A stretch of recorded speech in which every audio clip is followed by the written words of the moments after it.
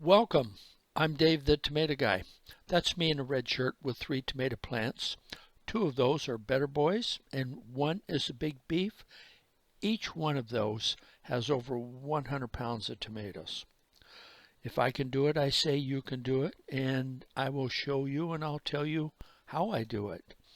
In about 30 minutes time, we're going to cover the basics, how to grow tomatoes easily to the point you can successfully plant and harvest organic or not organic many pounds of tomatoes. I was featured full page Los Angeles Times. The article, as you can see, the title was "Want a Bumper Crop of Tomatoes? Listen to this guy."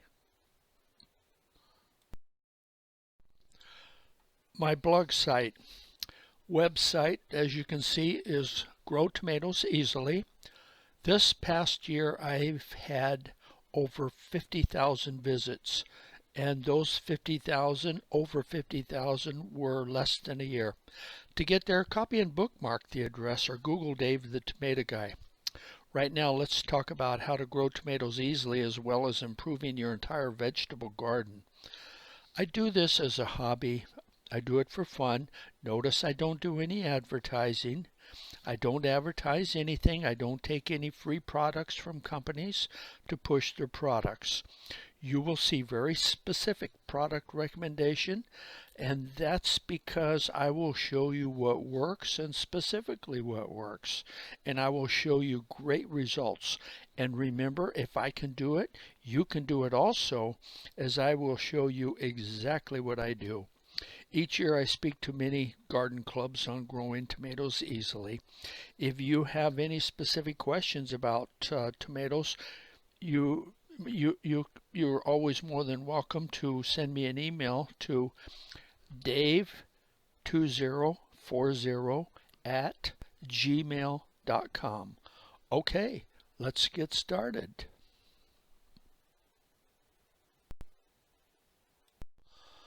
On the blog site, you will see all the tomato subjects covered. We will not cover all of these today. We can't do it in 30 minutes. Just know where to find these, and if and when you need them, you know where to go. Most of these sites only take minutes to read, and then if you like, you can print them out. Okay, let's see some pictures. How about containers? 20 to 25-gallon size containers work great. These in the picture you see are 25-gallon containers, and as you can see, there are plenty of tomatoes. My front yard planter between me and the neighbor's house. A better boy and a big beef. Big beef. Notice the white zip ties holding the vines to the cage? Without those zip ties, the weight of the tomatoes would cause the vines to come crashing down. Brandywine Red. This is a great heirloom tomato. Just great. Absolutely great tasting. Celebrity grows like a big bush, and as you can see, they can be just absolutely loaded with tomatoes. Champion tomatoes. These are hybrids, and these have been around for many years, and as you can see, you're going to get plenty of tomatoes. Early Girl. It's a hybrid, been around for many years, medium-sized tomatoes. This one is growing in a container and easily has over 200 tomatoes. This is a Lemon Boy. It's a hybrid, growing in a container, and as you can see, you're going to get plenty of tomatoes. They've got a yellow color, but they have a thin skin, good flavor. San Marzano, an heirloom. This is the chef's favorite when it comes to tomatoes for cooking. San Diego Red.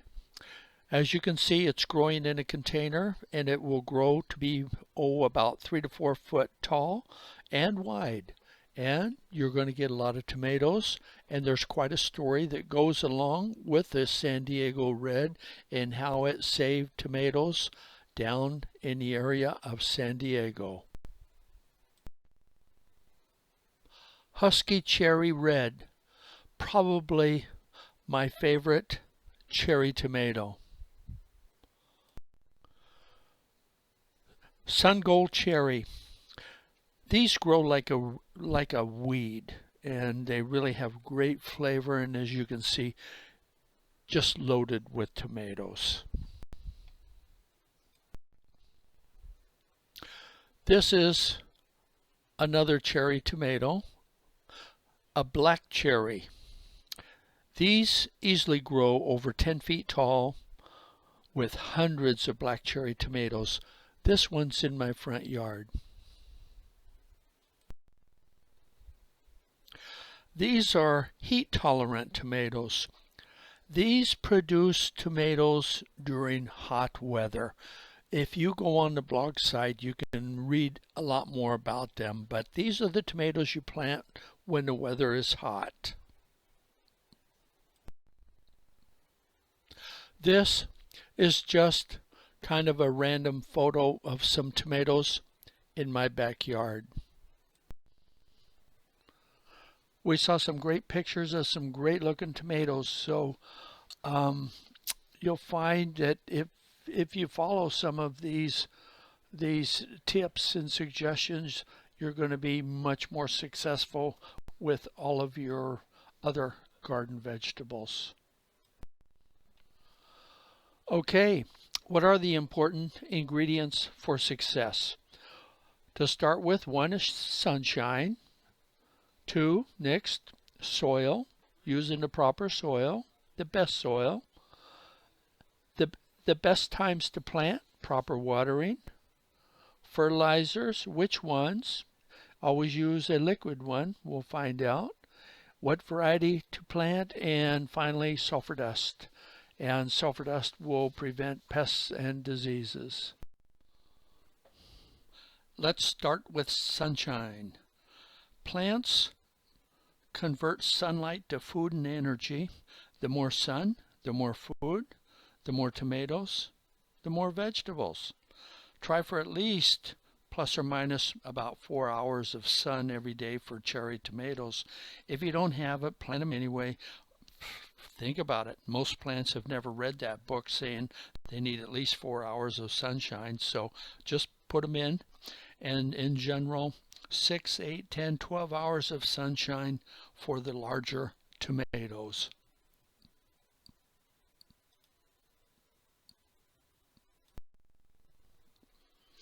Let's talk about how to get more sun, more sunshine. See that tree in the neighbor's yard? That planter is in my front yard, the guy in the blue. That's my neighbor's gardener.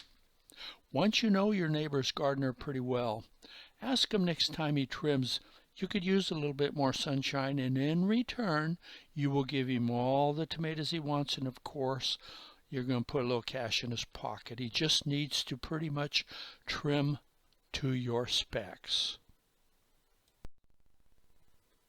And bingo, more sun. And your fingerprints? Nowhere to be found. I suggest you do this during the week when everybody's at work.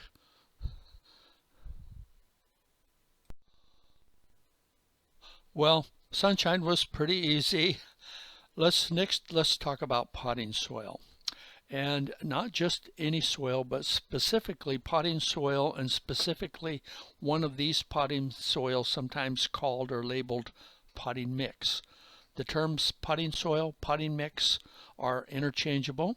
Your biggest improvement is going to be on improving your soil when it comes to growing tomatoes and vegetables.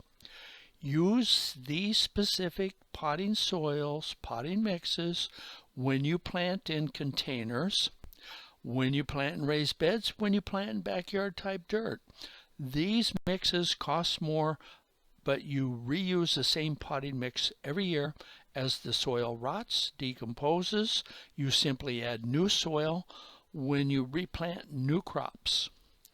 You choose either organic or regular potting mix, and the label is going to say moisture control or similar. The ingredient label, the first ingredients on the label should be sphagnum peat moss or peat moss. Why? 1 pound of sphagnum peat moss or peat moss can hold up to 25 pounds of water. The moisture control potting soil acts like a sponge, keeping moisture around the roots 24/7. The roots will be bigger, and the top, you're going to have more tomatoes. The more roots, the bigger the top, the more tomatoes you're going to have because you have a big top. Cheap potting soil dries out quickly, and you're going to find dry roots means dead roots. A small root system means you have a little top, and a little top means you're going to have few tomatoes. You've heard of the term bonsai plants, miniature size when full grown because of a small root system. Don't be growing bonsai tomato plants. This is not organic. Notice it says moisture control. It's a great potting mix, potting soil. It's one of my favorites. This one's organic, and it's really another great product and another favorite of mine, and about the only place you can find it. I think the only place you're going to be able to find it is going to be at Costco. Read the labels. You notice on this one it says in California, and then the #1 ingredient is what? Peat moss. Then recycled forest products, and so on. Important that you have that #1 as peat moss or sphagnum peat moss. Another label, and again you see where sphagnum peat moss is the #1 listed ingredient. This one's organic, another organic product, and this one's a good product.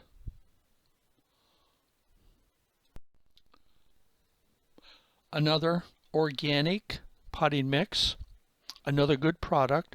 It's a little bit on the spendy side, and compared to the rest of them we've looked at so far, this one does tend to need you to water it a little bit more often, like a day sooner than say you would the others. Composted steer manure with compost. This is organic, and you're going to mix this in with your potting mix, and you almost can't use too much of this. Now we're going to be talking about how to use potting soil when you plant in your backyard dirt. The typical way of simply adding and mixing in a little bit of compost to your dirt and then planting your tomato plants is going to produce mostly bonsai tomato plants. For tomatoes in your dirt, you are first going to start by digging a hole 2 feet deep, 2 feet wide, and throw away the dirt. Okay, now you're going to fill that hole with water, and you're going to want to be certain it drains within about, say, 24 hours. And if not, you're going to need to dig deeper, but that water needs to drain. Okay, next, you're going to want to fill that hole with your great potting mix, either the organic or the regular, whatever your choice, but you want to have that good moisture added type potting mix. And After you fill the hole, you're going to add about a half a bag, that's about a half a cubic foot of the composted steer manure with compost. After you have that hole filled with this, then you're going to fill that hole up with water. You're going to let it drain a little bit, and then you're going to tamp it down, walk on it to compress the soil into the hole, and then you're going to top it off with more soil. And then you're going to plant one tomato plant right in the center of that hole. When you look at the picture, you'll see those wooden stakes. Those wooden stakes are the middle of the hole. At the end of the season, you will remove the old plant. You're going to add new soil. You're going to add some fresh new steer manure with compost, and then you're going to replant again one tomato plant right in the middle. There's no need for crop rotation. You're going to plant that same hole, same spot, same place every year as you're putting in new soil every year. You're just adding on top. And if at some point in time you think your soil is diseased, then go ahead and remove it from the hole, from the or from a container, wherever you have it, and replace it with new. Okay, when you're planting in your backyard dirt, here's an option that you can do. You can take a 20 or a 25 gallon plastic type tree container and cut the bottom out of it. As you can see, the big the hole in the bottom of this container, and put this container in the hole. Now, why are you doing this?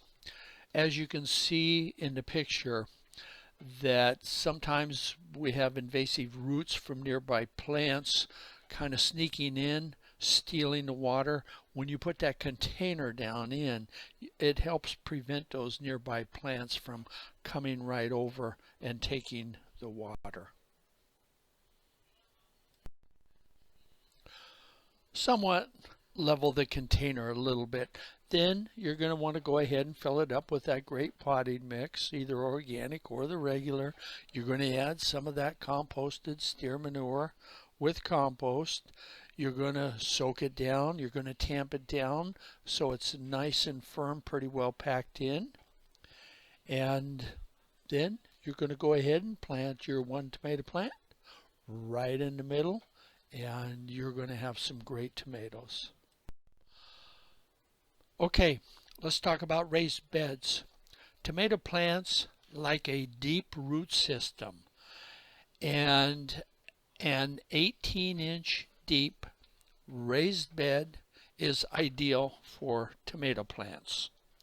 You can fill the first 6 to 8 inches with a cheap, inexpensive compost or potting soil, but try, if you can, finish off with this great moisture control potting soil.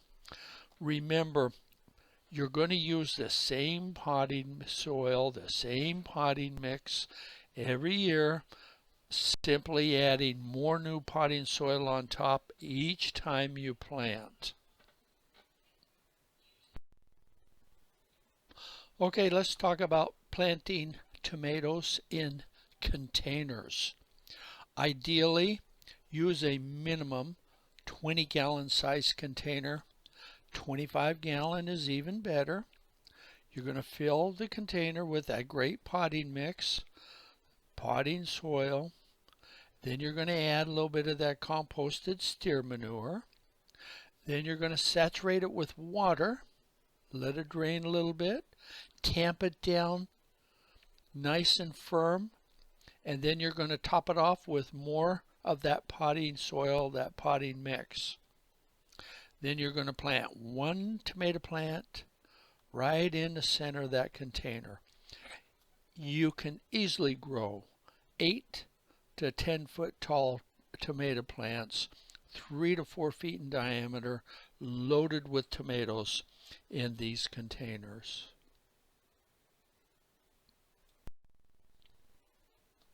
Let's talk about when is the best time to plant tomatoes. Naturally, springtime is ideal, and springtime everywhere is going to be a little bit different. You're going to want to plant after the cold weather passes and get your crops producing before the hot weather arrives. Most tomato plants do not produce pollen until nighttime temperatures reach in the neighborhood of, say, about 55 degrees. Now, most tomato plants also do not produce pollen in hot weather, and that's we're talking about when it gets to be above 85. Here locally, Southern California, a good time to plant is like early March to, say, mid-April. If you go on the blog site, you can see how to plant the tomatoes during hot weather and for mild winter months. And right now we're talking when you plant in mid-March to early April area or mid-April area, we're talking about planting live plants, not seed. Watering. Tomatoes and proper watering. Mature tomato plants, say 4 to 6 foot tall, can easily use 2 to 3 gallons of water every day, and bigger plants are going to use more. How to know when to water? Use a plant moisture meter. It has about a 6-inch probe that goes into the soil with a readout. And the readout very simply says dry, moist, wet. When it goes to dry, moist, time to water. Do not let the roots dry out, as the roots will die. Dead roots means some of the top is going to die because it can't get enough moisture up there, and that's going to mean you're going to have fewer tomatoes. Keep the roots moist, even if it means watering every other day, and sometimes this happens. Tomatoes growing in your backyard or raised beds, you want to slow water around the base of the tomato plant down about 2 feet. If you can get down a little deeper, 3 feet, that's even better. In containers, you're going to want to thoroughly saturate all the soil in the container until the water comes out the bottom of the container. If you can, avoid getting water on the leaves, including from nearby lawn sprinkler. The water does nothing but attract pests and diseases. And if you can water in the mornings, it's better than watering in the evenings, as in the evenings water can linger all night long, attracting those pests and disease. And the morning watering, you're going to see the water evaporates more quickly. This water, all this water it's using, the water transports minerals and nutrients to the top of the plant. And then 80 to 90% of this water ends up evaporating out through the leaves. This picture is a tomato plant growing in that typical backyard dirt where you dug that hole 2 feet wide, 2 feet deep, filled it up with the great potting mix, a little bit of composted steer manure, planted one tomato plant right in the middle. You're slowly filling up that hole with water until it begins to run off over the top. Here's that moisture meter we were talking about. They are very simple to use, and you should use it everywhere. Use it in your containers, raised beds, backyard planting. That probe goes down about 6 inches, and it's going to tell you when it's time to water. Fertilizers. What to use for your tomatoes, for your vegetables. Be sure and use fertilizers that are made for your tomatoes and or vegetable gardens.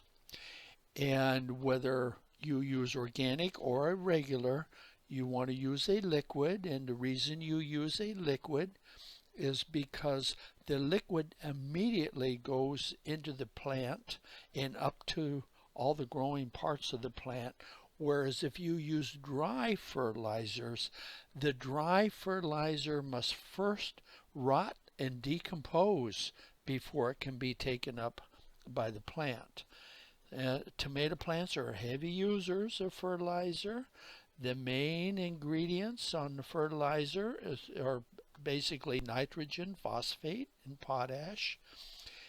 You want to make sure your fertilizer has fairly equal amounts of each ingredients, like a 2-2-2, 1-1-1, 10-10-10, 18-18, 21, that sort of a thing. Make sure to follow the directions on the fertilizer package, and for a lot more information and details on fertilizers, go to the blog site and read a little bit more about it. This is not organic. You mix 1 tablespoon in a gallon of water, and then you're going to add about the whole gallon to one medium-sized type tomato plant. This one is organic.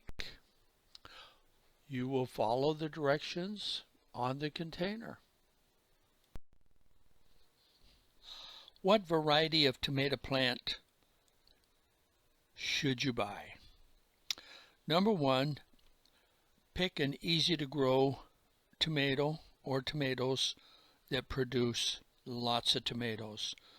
These are tomatoes like Better Boy, Big Beef. Cherry types are, well, you can go on the blog site and you can see plenty of pictures about great tomatoes. Some of the cherry tomatoes, though, are the Sun Gold, the Husky Cherry Red. Always try some heirlooms. And out of those heirloom tomatoes, my favorite are the Brandywines. And when it comes to the hybrids, hybrids are the result of crossing 2 or more tomatoes makes a hybrid. So there's plenty of great hybrids out there to plant, and you'll see those on the blog site. GMOs, there are no GMO tomatoes at this time. Now remember, indeterminate grow vines, and determinate grow to be a bush-like. I grow mostly the vine type. And on these tomatoes, which ones to buy? I do the live 4-inch size to say half-gallon size. Make sure they're deep green, healthy, no yellow, no little tomatoes on the plant. Seeds, if you cannot find live plants, go ahead and plant seeds, but I have found live plants are the easiest, and don't fuss so much about they cost a little more, because if you planted a tomato plant that you paid $2, $3, $4 for, and you get 50 pounds of tomatoes off of it, there's not much to be complaining about. When you see like volunteers hanging around that have come up, these are plants that just come up on their own. Or if you see like last year's tomatoes that are still just hanging on in there, I just discard those and start with fresh new ones every year. Heavy duty tomato cages. Staking up tomatoes. You want to keep your fruit up off the ground, up off the soil. And as your plants get bigger, you want to use zip ties to hold the vines to the cage. Most popular are about 2 foot diameter, about 5.5 foot tall. Some people like 7 to 8 foot tall tomato cages. And if you want cages for plants that are going to produce 100 pounds of tomatoes or more, you're going to need about a 3 foot diameter by about 7 or 8 foot tall. Now, on these heavy duty cages, You're going to need them because you're going to grow some big plants. If you follow the suggestions we've been talking about, you're going to get a lot of tomatoes. Most of the cages sold in stores are the little funnel shape, which are okay if you want to be a little bonsai sized tomato plant grower. But on the cages, I make my own. And if you send an email to me just send it to dave2040 at gmail.com, dave2040 at gmail.com. I'll give you some simple instructions on how you can make your own. Or if there's anybody that lives near me here in Southern California, I'm happy to make them and deliver them to you.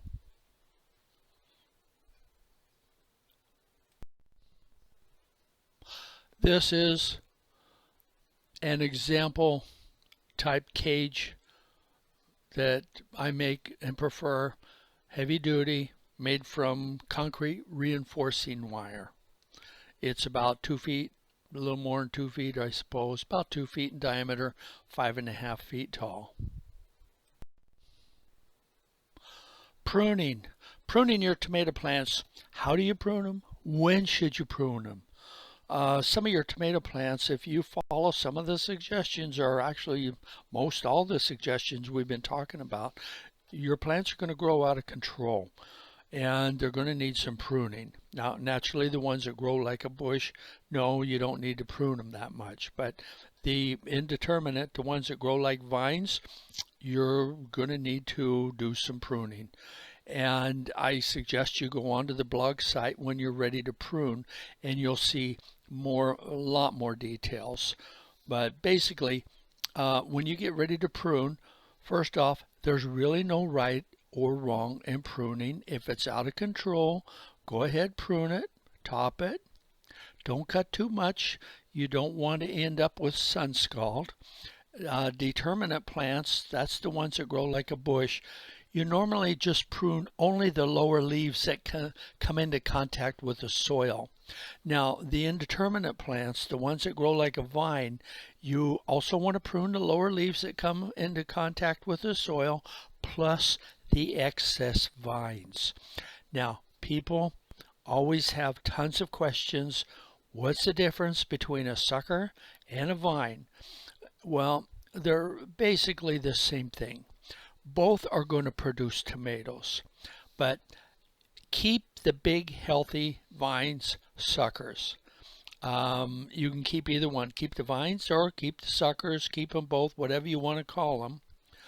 But if you never pruned your tomato plant, it's okay, and you're still going to get a bunch of tomatoes, but most of the time they do get out of control. Pollination. Pollinating, or basically helping to pollinate your tomato plants. I think you can add probably 20-25% more tomatoes. So how can you help pollinate? Basically, tomatoes are self-pollinators, which means each flower contains both the male and the female parts. We need about 55 plus nighttime temperatures, and we need to keep those temperatures below about 85 during the daytime for pollen to develop. If it's too cold or too hot, no pollen. And when there's no pollen, there's no tomatoes. The tomato sends the message to the blossom, says too hot, too cold, no pollen. And when they are ready to pollinate, you can shape, tap, vibrate those blossoms, and you can watch the pollen drop. It's like you're going to see a little puff of dust. You have about 48 hours per blossom. So each blossom, you have about 48 hours to get that blossom pollinated once it's ready to pollinate.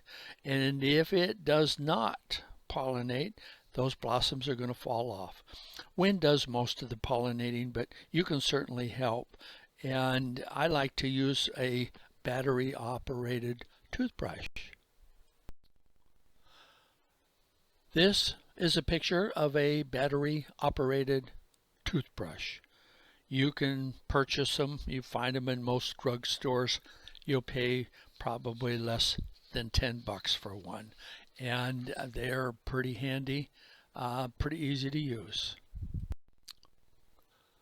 As you see in the picture, you just simply turn on that toothbrush. It vibrates like crazy. Then you simply tap the blossoms. Some of the blossoms are going to be ready to pollinate, some are not. Now, those that are ready to pollinate, when you tap them with that vibrating toothbrush, you're going to see a little puff of dust drop. But if you don't see any dust today, maybe tomorrow it's ready. If you have a chance, get out there and help pollinate. Pests, diseases, general plant health. Number one with your tomatoes, grow a healthy tomato plant and a healthy garden. And the way you're going to do it is you're going to pick good, healthy plants producing lots of tomatoes, lots of vegetables. You're going to give those plants plenty of sunshine. You're going to use a great potting mix so that you can keep that soil moist all the time. You're going to use only a liquid fertilizer, and basically you're going to buy disease-resistant plants when possible, and it will say that on the tags when you buy them. Always keep in mind, always remember, a plant's goal in life is to reproduce the fruit and seeds, and then those plants naturally let down their guard in fighting pests and disease, and they gradually die. So what are you going to do with a sick plant? I pull it, plant another one. I don't run a plant hospital. And another good thing you're going to see, I think on the next slide, is going to be apply sulfur dust, and not sulfur powder, but sulfur dust. And this will prevent a lot of the really most common problems. Sulfur dust. This is an organic plant fungicide. This has been around for probably 1,000, maybe 2,000 years. It was one of the very, very first plant fungicides. Sulfur dust will helps prevent powdery mildew. And powdery mildew is those white leaves, the green leaves with yellow spots that eventually dry up and kill the leaves. The sulfur dust also prevents spider mites that come during the warm weather. The spider mites, you'll see little spider webs, and once you have them, it's too late. Adding sulfur dust is not going to do the trick. Sulfur dust is used to prevent pests and diseases. So it's best not to wait until you have the problems. Follow the manufacturer directions when applying. And for tomatoes, you want to apply it as a dust. And for more details, then I suggest you go on the blog and you read about sulfur dust. Sulfur dust. Let's talk about how are you going to apply it. How do you apply it to your tomato plant or plants? First, cut about a 1-foot section from a lady's nylon stocking. Then you're going to tie one end shut. Then, as you can see in the picture, I put them in like a red cup, and then you're going to fill it with sulfur dust, not powder, sulfur dust, and then you're going to tie the other end shut, and as you can see, then you have a little ball of dust that when you shake it, the dust comes out and then we'll move on to how do you apply it to the plants. As you can see in the picture, you're going to lightly dust those tomato plants, and it should stop the powdery mildew in its tracks, and it should prevent spider mites. These are very, very common. Once you have the spider mites, as we have already talked, it's usually too late. So you want to apply the sulfur dust ahead of time to prevent the spider mites, and you're only going to need to apply it every, maybe 2 weeks, 3 weeks or so occasionally, and you need to make sure you follow the directions on the package.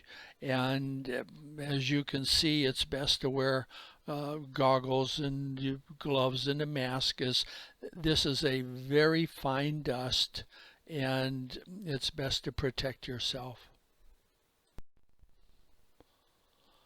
This is a picture of a group of tomato plants lightly dusted with sulfur dust, and you see no powdery mildew. You see no yellow leaves on the tomato plants, and you see no white or brown leaves on the tomato plants. And when your tomato plants grow without stress, they're going to produce a lot of tomatoes. This is what blossom end rot looks like. It's another form of pests and diseases. Blossom end rot, it's very common. If you go to my website, blog site, you can read more about it.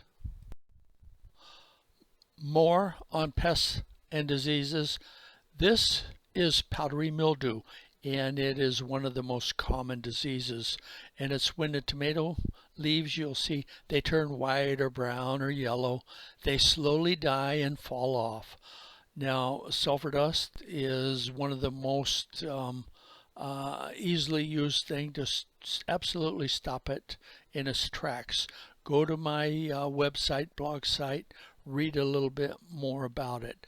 But when you have few or no more leaves, remember, those leaves are what produces the food for the tomatoes. So keep that tomato from stressing out, from losing all of its leaves. We touched on this earlier. Hot weather, the enemy of tomatoes. When your daytime temperatures reach above 85 and the nighttime temperatures above, say like in the neighborhood of 75, this is going to many times send your tomato plant into survival mode. And when it goes into survival mode, your tomato plant is not going to produce any more pollen until it cools back down. The number one thing you can do to help those plants is keep the roots moist. If you need to water daily or twice daily if needed, keep the roots moist. And if you can, it's also very helpful to shield plants from that after 2 p.m. in the afternoon blistering hot sun. But go ahead, go on to that, go on my website, blog site, read more about hot weather and how to grow tomatoes in hot weather. When to pick and how to store your tomatoes. Number one, when they're the right color, red reds, yellow yellows, etc. When you squeeze that tomato and it's just a tiny bit soft, a little bit like an avocado, it's ready. For best, on the vine ripened tomatoes, don't pick them until you're ready to eat them. So, and unless you have them cut up, don't store them in a refrigerator.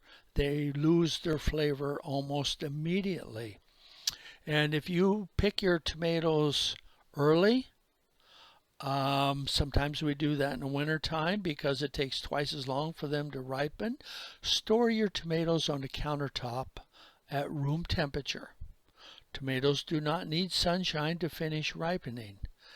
If you were to put your tomatoes under the bed or in the closet, they're going to ripen in the darkness. So there you have it. Grow tomatoes easily. I do it. Now you can do it. If you are ever in need of a little help, you have my email, dave2040@gmail.com. I don't claim to be able to answer all your questions, but I can certainly tell you I always have plenty of tomatoes. And for easy to read details, visit and bookmark my website, blog site, growtomatoeseasily.blogspot.com. And thanks for listening, and thanks for watching. I'm Dave, the Tomato Guy.